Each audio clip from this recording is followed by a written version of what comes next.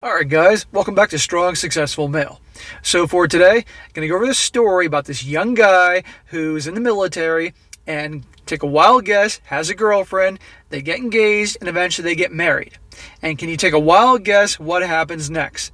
The guy's deployed, and next thing you know, things have been going a little strange with the wife. And after a while, the guy starts connecting the dots, putting things together, and finds out, surprise, surprise, she's been having an affair. Okay? And guys, this story about the cheating wives with these guys in the military, this is sadly so common. This is probably the third time I've done a story like this just to show you guys that this does really happen.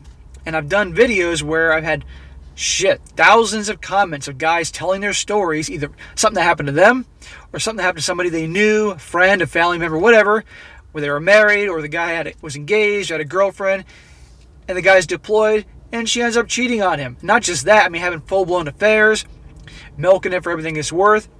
And this guy's out putting his life on the line, but she doesn't give a shit, but it's such a common trend. So I share these stories, guys, for you young guys that want to serve in the military, and I respect you guys for doing so.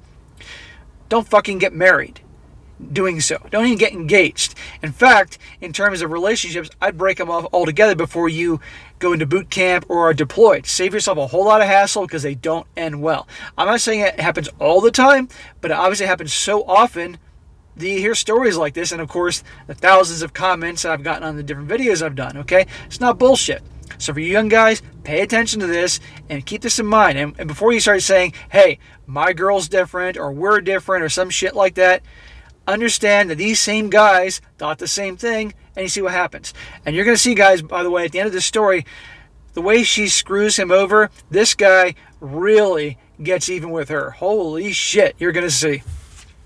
So, starts out saying, the title of his story is Rule Number 1, Don't Cheat on Me.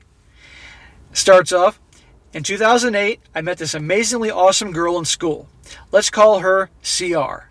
I was 21 and she was just about to turn 19. And we both knew what love was for the first time in our lives. We were both going to community college, me for theater design and for her for education. Theater design. We lived about a half an hour apart, but that was nothing more than a minor inconvenience because we spent every free moment together between classes. Come to think of it, that slight distance was actually pretty nice because being home at least forced us to focus on homework and taking care of ourselves. And graduated with her associates says here, CR graduated with her associates in 2009 and moved away to a state school, finishing up her degree in early childhood special education. Like before, the distance was not a concern because it was a short train ride away, and I'd spend 1 or 2 weekends a month down there with her. I proposed to her on Valentine's Day 2010. So a couple years later, the guy is 23 years old, and he proposes to her. And he said in the beginning that we both learn what love is and all that. This is the common trap that so many young guys get into. Okay, they just don't know any better. They don't have a whole lot of life experience. They think that they found the one, and then they get engaged and get married young, and these things happen. It's my opinion. First of all, guys shouldn't get married at all in this day and age, especially here in the West. But if you're going to do it, if you're actually hell-bent on doing it, or there's, for whatever reason you decide to do it, at least guys wait till you're 30. That doesn't mean the woman you marry has to be 30, but you make sure you're 30. Experience a lot in life. Really learn about what is out there, how things work, human nature, female nature. And I bet you by the time you hit 30, you may change your mind. He goes on, school really wasn't my thing, and I ended up enlisting in the U.S. Air Force that following May and got moved halfway across the country to a place neither of us had ever imagined visiting. However, like before, we wouldn't let distance get in our way. Kind of sounds like a movie. Now it should be noted that her mom did not like me, and he says not in giant capital letters. I still don't know why, but she was always the loudest, rudest, most annoying, and disrespectful CUNT bag I've ever met. She was from the city, and she married into a family of farmers that owned the land since the 1870s. So that may explain part of her malice. From here on, Evil Bitch is EB, the nickname to his mother-in-law. Another thing to note is I have a great memory, and this will be important later on in the story. Anyway, back to the military. I had a 2-week break between my training and leaving for my first and only duty station, which just happened to be over Christmas and New Year's. Even though we were engaged, we hadn't really put any consideration into actually getting married. She wanted something small with her family and cousins, and I was completely okay with going to a courthouse and getting it over with. Most guys are. My dad did that, by the way. I mentioned my dad here and there. My dad was married one time. My dad was married once, the first time, to a woman, and they had a bunch of kids. Didn't work out. He was miserable, got out of it. Then met my mom when he was about 45 years old. She was 21. And he dated her for the longest period of time, and eventually she obviously wanted to get married and all that, and she put her foot down. My dad went along with it, but still she was 24 years younger than him, and basically said, all right, let's do it. They literally hopped on a plane from Los Angeles, went to Vegas, went to a courthouse, got married, done like that. He didn't want to deal with all the bullshit with the wedding and all that, and she just wanted to be married. The end. And they actually did live happily ever after, in a very rare situation. So many people always... the most common comment or email I get from women or people that don't like me is, who hurt you? Or you must have had this horrible childhood with bad parents and unloving parents. No, I actually had parents that were really great and loved each other and all that. But that was extremely rare in this world. But I have lived and experienced enough to have learned what I learned, and now I share with you guys because the world's a different place now. Anyway, a little story about me.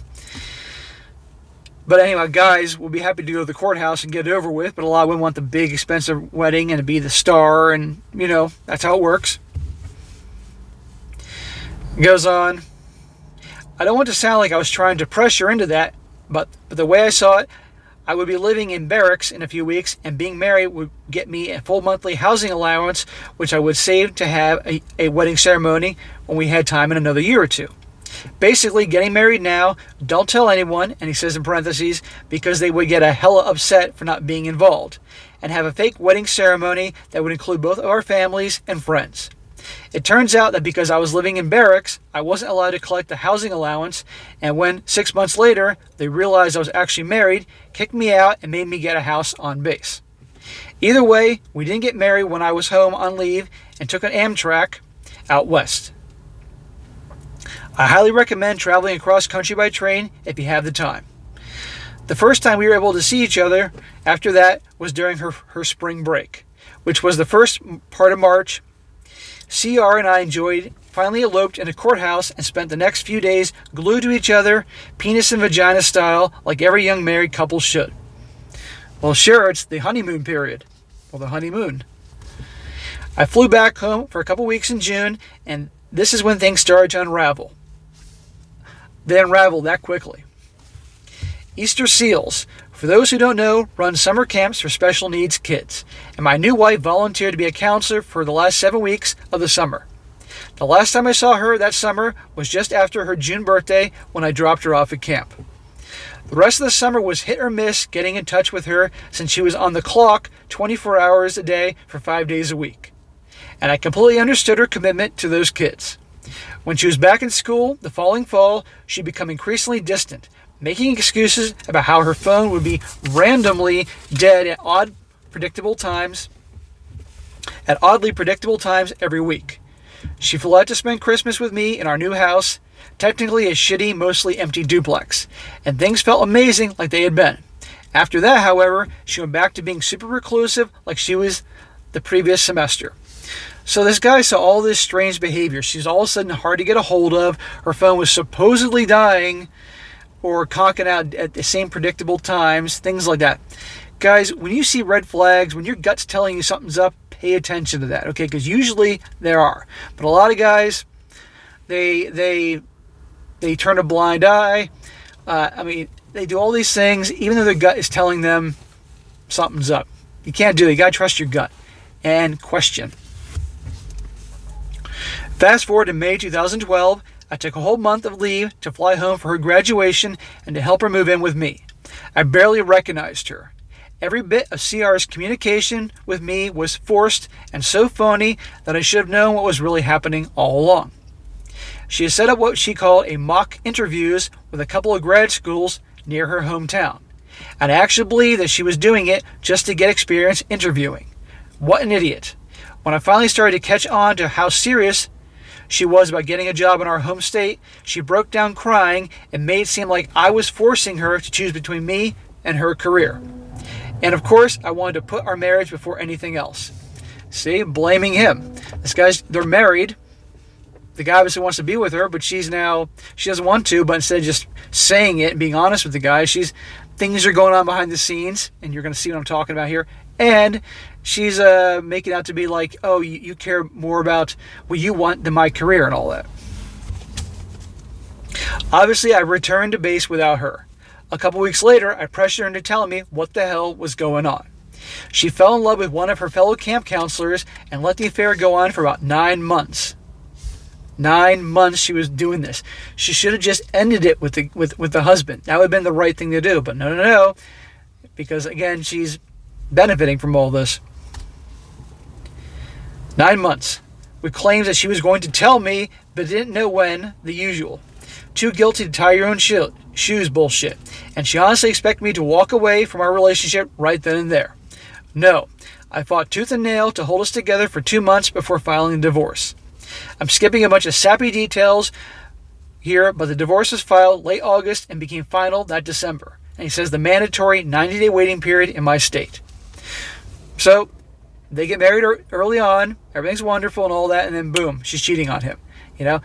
Guys, this doesn't work, okay? So if you guys are going in the military and all that, don't get married while you're in the military and deployed and all that. Don't get in any serious relationships, because statistically, it's not going to end well for you, okay? And I guarantee when this video is over, I'm going to get probably over the course of a month, people watching this video, I got 1,000 comments of guys saying the same thing. So pay attention, guys. This is where it starts to get pretty interesting. This guy's not going to just let this go. He's not going to let this go lying down. The pain I suffered in that one-sided relationship is something I would never wish on anybody unless that truly deserved it. Apparently, EB whispered all kinds of lies to her. When he says EB, that means evil bitch. That's code for his mother-in-law.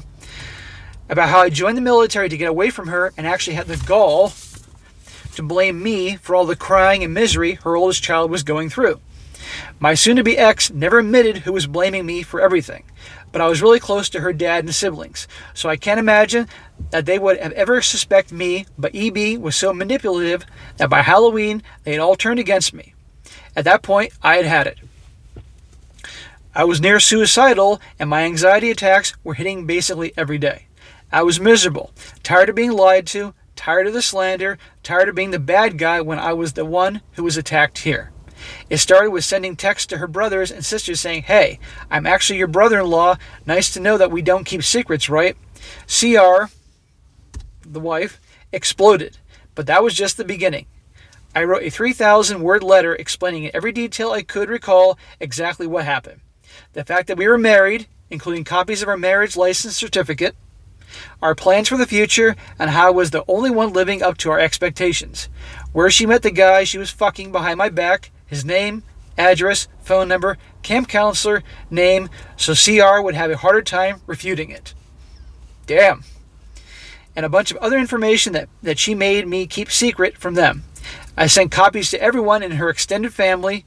He says, well, everyone I had an address for, her roommates, the summer camp she worked at, close professors she had brought up in old conversations, and the principal of the school she ended up working at. Damn, that's some serious revenge here. Writing a letter to all the family members and her bosses and all that. Ouch.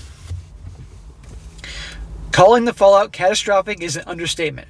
Her super devout Catholic family basically disowned her. Her reputation at her former school was shattered, and the tension at her new job was apparently high enough the CR was forced to...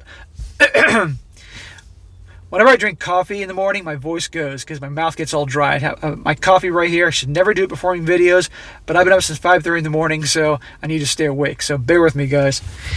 It goes on. The tension at her new job was apparently high enough that CR was forced to resign from her position before Christmas break started. Getting those secrets off my chest was the biggest moment of my life. And he says here, a little follow-up here real quick.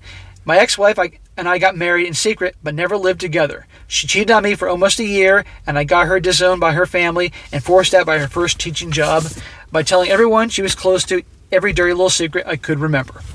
So, that's some serious revenge, guys, okay? And like I said before, for you young guys that are thinking about joining the military, or you are in the military and you have your sweetheart and you're thinking you're going to get engaged or get married, it's going to be wonderful and all that, guys, don't.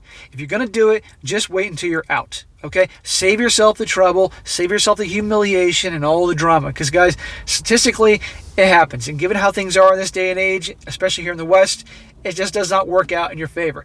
And he doesn't talk about what happened in terms of the divorce, in terms of what she got out of and everything. But obviously, I'm sure it wasn't good given how things are in this day and age. But it's not worth it, And my opinions on marriage, I've made that abundantly clear over the months. But that's some serious revenge he got on her. And obviously, because she could have, honestly, she was young, but I'm not going to give that as an excuse, but she was young, and he was young when they got married. But if she didn't want to be married, she shouldn't have done it.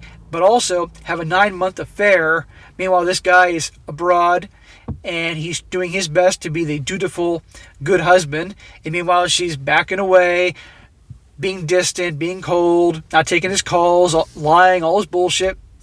Should have just ended it. But no, she kept it going. So, ugly situation, but it's just not worth getting into, guys.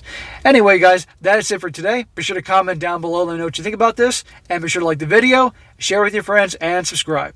And I'll catch you next time.